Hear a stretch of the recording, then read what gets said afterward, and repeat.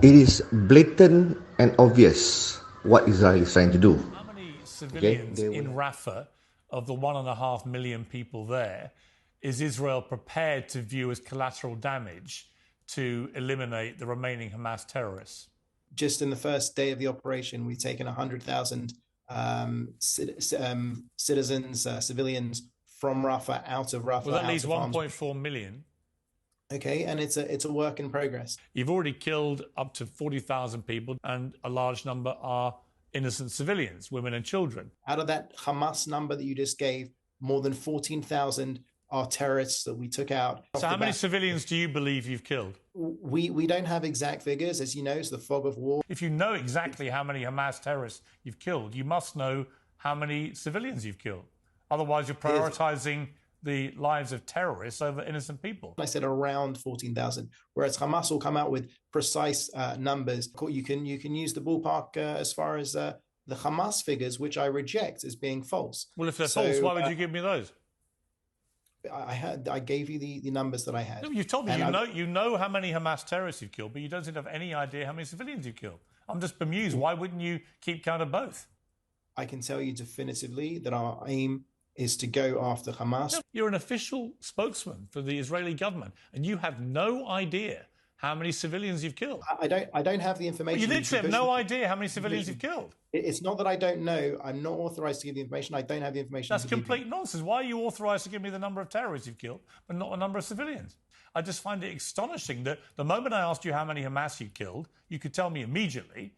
And the moment I ask you about civilians, you haven't got a clue, literally. That you're not even prepared to issue a ballpark number.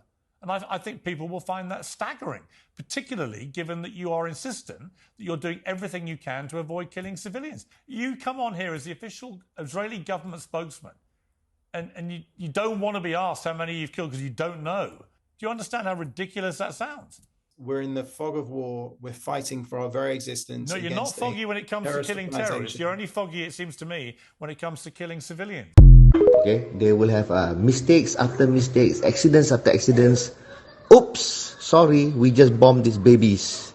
Oops, sorry, we just bombed these women. It was a mistake. We are in a foggy war. We don't know how many civilians we kill. But we've killed 14,000 Hamas. We can count exactly Hamas that we kill. But the civilians we somehow don't count, or rather we are not allowed to tell how many Palestinians we've killed. It does not matter.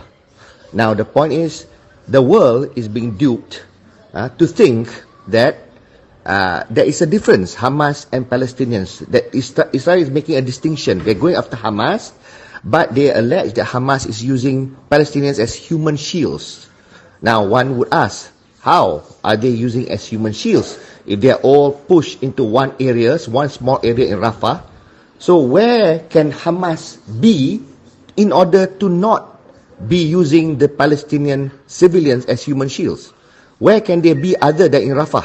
So if they are in Rafah and the Palestinians, the rest of the civilians are in Rafah, they are all there and they all shield to each other because they are all crammed there. They can't go anywhere else. So therefore, when they are bombed, of course, some Hamas dies, some Palestinian dies. But Israel knows that you cannot destroy Hamas completely.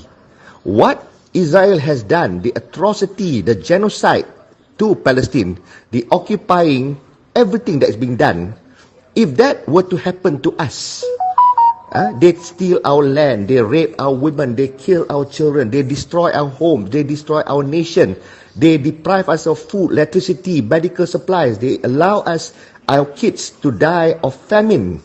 They do this. Now, will be forgiving? Will we be forgiving? Or we will sign up our life to destroying that nation that did this to us? So therefore, Hamas has got no problem recruiting new militants, if you want to call them militants. I call them freedom fighters. And every child that lost the entire family is a Hamas new recruit. So therefore, all this, Israel knows that Hamas are from Palestinians. Palestinians have nothing going for them. They will just give birth or they will just grow up to become new Hamas.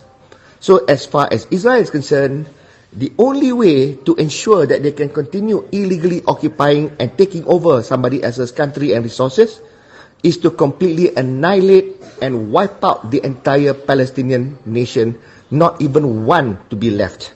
And therefore, the more babies, the more children that dies, the better, because the recruiting can stop and there can be no more new Hamas. So the intention is dupe the world, push everybody to Rafah and attack still. Now, US also knows the agenda, but the point is US knows that the misgivings of the world will be to no end. So therefore, they don't want to stand with Israel anymore on this matter. So neither do other nations. But Israel has to do what Israel has to do. So Israel needs to wipe out, and therefore Rafah, the plan is to wipe out, to kill every living soul, regardless, because it's all about money, about power, about oil. They have to do it, and they don't care, because as far as Palestinians are concerned, these are like cattle. They need to remove, they need to annihilate, because these new ones, you can call them civilians, but to Israel, from these civilians become Hamas. These are Hamas. Hamas are from the civilians. Boys, men, even maybe women, from families that are broken, families that has been inflicted with atrocities their entire life. They've got nothing to lose. And to them, giving up their life to free their country and to, inflict as equal of force against the occupiers and the aggressors is worthwhile. It fulfills the purpose of their being. This is the thinking of all Palestinians. You think Palestinians wants peace? What peace can there be? Because they have been inflicted with so much atrocity, everything has been taken away from them. Peace means nothing. Peace is death. This is what it is to Palestine. That's how broken people have made Palestine become. Now, Hamas are excellent politicians. They agree with Biden now. They agree with US on the truth. Now, if Israel doesn't agree, then they make the world go against Israel. The world is against Israel now. People are have less animosity against Hamas now, because Hamas now is the one riding on the sympathy of the world, and Hamas now wants to comply with US truce. So now this is like checkmate to Israel. But Israel will still do what it has to do, and there will not be any Palestinians very soon. They're not going to bother to save civilians. You see how they respond to Piers Morgan. That is, the writing is on the wall. They don't care, because and they plug figures. They say 14,000 they have killed.